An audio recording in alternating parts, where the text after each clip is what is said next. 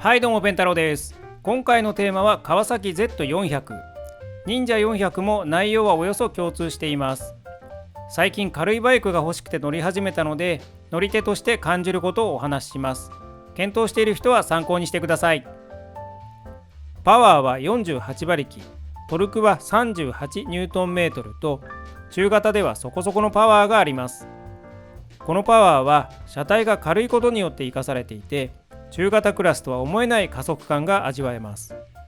試しに加速感に関係するパワーウェイトレシオとトルクウェイトレシオを計算してみました。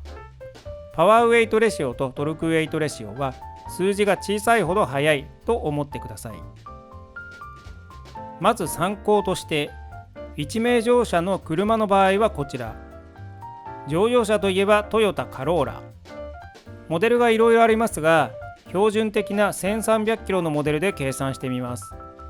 140馬力、170ニュートンメートルなので、パワーウェイトレシオが 9.71、トルクウェイトレシオが 8.0 でした。続いて、速さといえば日産 GTR。1名乗車で1780キロ、570馬力、637ニュートンメートルです。恐ろしい馬力とトルクの数値ですが、これで計算するとパワーウェイトレシオが 3.12、トルクウェイトレシオが 2.79 です。3前後というのは普通の人は怖さを感じるくらいの速さと言っていいと思います。では Z400。車両重量が166キロで、60キロ1名乗車で226キロ。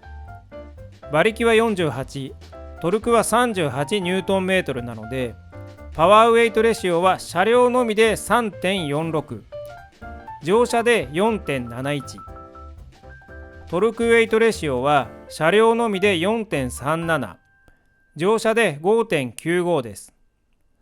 カローラと比べると圧倒的な速さ。GTR よりは遅いけど、20倍の値段からすると結構頑張っている感じでしょうか。他のバイクと比べてみます。400cc のロングセラーだったホンダ CB400 スーパーフォアが乗車時 4.66、6.69 と高速域のパワーが同等。初速からの加速ではトルク差が出て Z400 がかなり速そうです。ヤマハの MT-03 はよく Z400 と比較されますが、 320cc のためおとなしめなスペックです。KTM の390デュークは暴れん坊で有名ですが、公表されている乾燥重量にオイルなどの重さを足すとだいたい163キロ前後になるので、計算すると Z400 の方が上になります。同じ 400cc として SR も一応比較してみましょうか。ダブルスコアくらいになっちゃいますね。ごめんね SR、 君はとてもいいバイクだよ。数字じゃないもんね。大型ミドルクラスも比較してみます。川崎の W800 はスペックは控えめなので Z400 と大きな差はないですね。むしろパワーウェイトレシオは Z400 の方が上です。ヤマハの MT-07 はさすがマスターオブトルク。 Z400 とは大きな開きがあります。Z400 の長所は何といっても軽さです。装備重量166キロと 400cc クラスとしてはとても軽量で、軽さからくるパンチ力がなかなかのものというのは先ほどのパワーウェイトレシオなどでわかる通りですが、取り回しがとても楽々な軽さです。教習所の CB400 を取り回しで倒した経験は多くの人にあると思いますが、Z400 の重量ならかなり倒しにくいでしょう。夏場などは取り回しだけでも暑くて疲れますが、そういったことから解放されるバイクです。他のバイクと重さを比較するとこちら。ホンダのバイクを200キロから100キロまで並べてみましたが、Z400 はここに入ります。200キロと144キロの間にはこういったバイクがあります。Z400 は 250cc たちよりも軽いですね。Z400 のいいところはなんといっても軽さから来る加速感と取り回しの軽さが両立しているところです。上位クラスを思わせる初速の加速感があるので、特に下道では扱いやすいですね。また標準のシート高は 785mm なので、足つき自体は悪くない方だと思いますが、地味ないい点としてハイシートオプションがあります。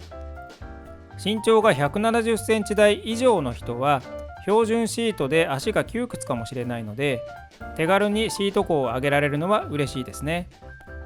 参考までに175センチまた下82センチくらいの場合、ハイシートでまずまずな感じです。もうちょっと上げたいけど窮屈じゃないからいいかというくらいのイメージです。標準シートではちょっと窮屈感があります。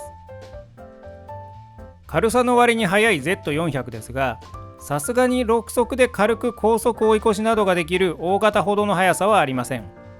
高速道路ではエンジン回転数の高さもあって、大型の方がだいぶ楽だと思います。またハンドルの振動が大きめで、ミラーが揺れて後ろが見づらいこともあります。これは車体の軽さに対してパワーがありすぎることの弊害なんですかね。ハンドルが遠く、意外にちょっと前傾姿勢になるので、セパハンの忍者400と前傾具合が同じくらいかなというところです。